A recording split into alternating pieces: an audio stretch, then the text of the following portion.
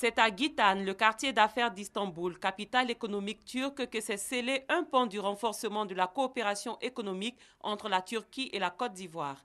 Il s'agit de l'ouverture officielle de la Chambre de commerce turque dans le pays.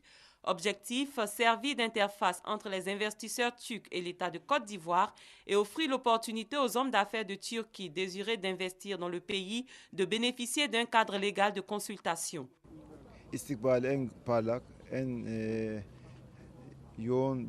On peut remarquer qu'en Afrique de l'Ouest, la Côte d'Ivoire est l'un des pays émergents, pour dire le pays le plus grand en matière économique qu'on a pu voir maintenant. Et puis du fait que la ville d'Abidjan soit une ville portuaire. Voilà, ça a beaucoup motivé notre choix pour la Côte d'Ivoire.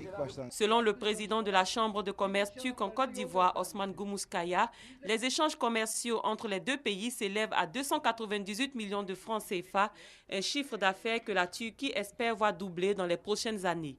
L'ambassadeur de la Côte d'Ivoire en Turquie a pour sa part salué le renforcement de la coopération économique entre les deux pays. Les hommes d'affaires turcs entendent investir en Côte d'Ivoire dans plusieurs domaines, notamment dans le textile, la construction et l'automobile.